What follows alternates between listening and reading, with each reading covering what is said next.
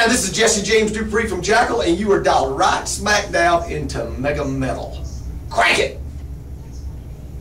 All right, let's talk about your guys' shows. How have the shows been going for you? Well, I mean, you know, we wake up every day and take as big a bite out of life's ass as we possibly can. So the shows have been going great. We, you know, we got a great summer lined up, and you know, we just came back from California, and we haven't been in California for a while. So it was really, you know, we had people flying from Hawaii to see us there. We're about to go up into Canada in the late part of summer, and which we it's been a couple of years since we've been up there, but we're always in the Midwest, and we kind of get sucked in to play in the Midwest because they're just, you know, just hardcore rock and rollers out here, people that eat meat and potatoes, and you know, they love it loud, proud, hard, and honest. Mm-hmm. Now, do you have a favorite city that you look forward to going back to when you guys go out and hit the road? Wherever I happen to be is where I want to be. Because I mean, we can't get enough of it, and we've been fortunate enough to make the connection, and you know, Jackyl and somebody that busts their knuckle for 40 hours a week or more, and when they want to throw it down, they know that we're going to do it together, and you know, we don't take it for granted. Mm-hmm. Nice. Let's talk a little bit about the new record that recently came out. How long did you guys spend writing and recording that one? We took a little bit more time with this one. Obviously, I mean, it's been, you know, 3-4 years, I guess, since we've released something. You know, because we had the live DVDs and that kind of stuff. But so it's been, I guess, about 2.5 years since we last released something. And a lot of this stuff came road tested. I mean, you know, My Moonshine Kicks Your Cocaine's Ass, and Just Like a Negro, and you know, several of those songs we've been playing live, mm-hmm. and they validated themselves with the audience, and so we took them into the studio and tried to capture that same energy, and I think we did a good job of it. This record sounds exactly like a Jackyl record. Yeah, definitely.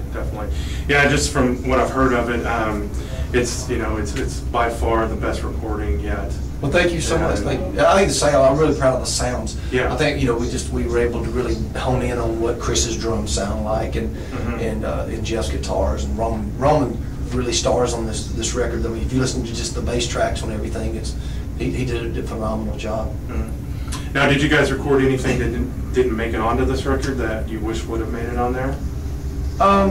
Yeah, there's a couple of things that we didn't put on the record, and there's a couple of things on the record that we weren't initially going to put on there. Like the Mercedes-Benz thing wasn't calculated; that just happened. I was in the studio late one night. My voice was kind of in a raspy place, and I just laid that down, and I just thought, what the hell, with the state of the economy and the sign of the times being what they are, with, you know, I figured that was a good timing for that song. Mm-hmm. Nice.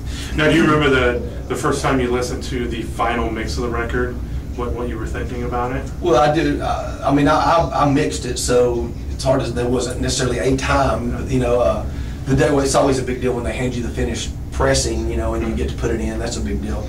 But the coolest thing was when Jeff and them came down, you know, whenever they came down to hear the mixes, and you know, I just pressed play. We were in the studio, and they listened to it from beginning to end, and then stood up and went. But, you know, it's just, I mean, it's just a thumbs up. So that was a good, you know, because a lot of times, you know, it's hit or miss as to whether somebody, well, the snare drum could be a little louder here, but we listened to it all the way through, and the guys turned around and said, kicking. Nice. Didn't have to go back and change. Yeah, there was some trial and error. There was some stuff that we'd done, and we went back and recut some stuff, you know. But but as far as the final mixes go, everybody was unanimous that, you know, I think everyone is equally happy with it. Mm-hmm. Now, what about a video? Are you guys going to do a video for the record? Yeah, we recorded. We did the first 2 weeks of the release. We went out and did a whole run of strip club dates up through the Midwest, and the radio stations was just giving the band away to strip clubs, and we do CD release parties. Wow. And play a couple of songs and that kind of thing. And we recorded all that, so we're in the process of editing it down now. Mm-hmm. So we may even make a DVD out of it. That'd be interesting. Let's talk a little bit about one of your side projects, Full Throttle. Right. Last season was phenomenal, kept everybody on the edge of their seats. Are you going to do another season of that, or? Yeah, we're doing, hopefully do 8 to 10 more episodes this year. It's starting in July, and we'll be at the Full Throttle, you know, for the whole rally, you know, documenting what it takes to run the world's largest biker bar. Mm-hmm. And I was able to convince the True Television Network that we had a great show there, and they trusted in us, and we took the cameras up, and so that's, you know, I'd executive produced some television before, so it was it was a little bit easier task this time around, knowing the process, and you know, because I just recently got into doing the executive producing stuff. Mm-hmm. Nice, nice. So how did you think last season turned out? Was you happy? Well, it was a top 5 cable program last year. The Full Throttle was, so nice. you know, so Nice. I couldn't have been happier with it. I just hope that we can duplicate that this year and exceed, hopefully exceed those, you know, those ratings. You know, are we going to see any new faces with this year? Absolutely. There'll be some new faces, and of course some of the old ones, and the Flaunt girls will be back. And nice. Yeah. Can't go wrong with the Flaunt girls. No, not at all. Yeah. What about talking a little bit about guys going out and touring? You were talking about doing the summer run, and where can we expect to see you guys out on the road this summer? Are you gonna... We're out now. I mean, we're you know, here tonight, Kansas City coming up for the weekend, and then, you know, we're working our way all the way over to the East Coast. Playing a festival next weekend with Snoop Dogg. Wow. Jackyl and Snoop Dogg. Maybe he'll come out. I'm hoping he'll come out and rap with us on Just Like a Negro. Hey. Yeah. Hey, that would be quite interesting. Yeah. On that kind of subject of playing with odd people, who would you say, other than Snoop Dogg, would it be someone that you guys got paired with that you guys... Well, I mean, a couple of years back, I had Little John out in Sturgis with us, and the rapper, and I had him on stage. He came out and rapped on Dirty Little Mind. Wow. Yeah, and that was cool. Nice. And we shared some tequila, some Patron together. And you know, I think the strangest pairing was when we were over in Italy a few years back, and the Tibetan monks went on before us, and they went out and chanted for about 15 minutes, and then Jackyl hit the stage. That was a wow. You know, from serene to all hell breaking loose. You know? Yeah, definitely.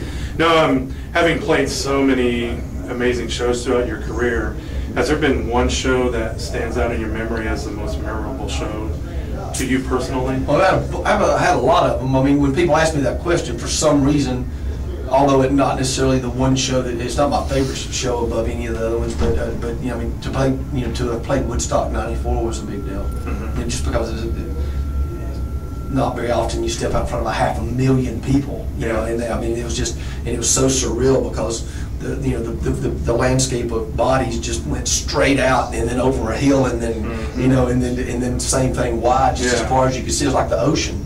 You know, and it was just, I mean, it was just a very surreal moment, you know. So it wasn't necessarily about the show as much as it was just the experience of having, you know, 500,000 watts of PA and 500,000 people, and being able to just, you know, hammer it down. Yeah, I've got some good memories from that show. Yeah, I was there. Oh yeah, that was, I mean, you know, we went out and just did our thing. You know? Yeah. So I had Trent Reznor from 9 Inch Nails broke my camera that day on accident. Oh yeah. And me and him become good friends ever since then. There you go. And yeah, it was crazy because like about a week after the show, I get a check from him in the mail. Right. And he's paying me to replace my camera. Well, I had it insured. Right. So my insurance took care of that. So I photocopied the check, I wrote void on it, and I sent it back to him. There you go. That's and good. I told him, I was like, dude, all I want from you is to make sure I'm on your guest list whenever you're in my area. Well, I don't think he's worried about making his car payments. Yeah. You're right. But yeah, I mean, he was surprised that I actually did that and sent him his check back. Well, good on you, man. That's good. And so yeah, I've got some good memories from Woodstock '94. And yeah, because they pulled me over to the side of the main stage, and they were running around in this mud pit that was right there, and he wanted some pictures of it. Well, his elbow come up and snapped my zoom lens off my camera. Boom, right in the mud. It was destroyed. And yeah, so that was definitely some good times there. So yeah, I was definitely, I shared some memories there with like you did. Yeah, that was a fun show. Now let's talk a little bit about this crazy things that are popping up all over the internet, the Facebooks, the MySpaces, the Twitters. What's your personal thoughts and opinions on those monsters? I mean, it is what it is. We've embraced it. I mean, you know, you can find Jackyl on pretty much all those places. I mean, and with, you know, with the landscape being what it is, as far as, you know, the audience is being fragmented out there between not just the websites and such, but between iPods and satellite radio and so on and so forth. You know, it's just good to be able to have, you know, some centralized place that you can go and share, you know, what you're doing with people. And so we look at stuff that the glass is half full. I mean, it is what it is, and you know, there's no putting that genie back in the bottle. Nice. Now, any last comments you want to toss in? I think we just, there's a brand new rock and roll record in town, and it's called When Moonshine and Dynamite Collide. So spread the word, get it, crank it up, enjoy it. Nice. Pow! Cool. Perfect.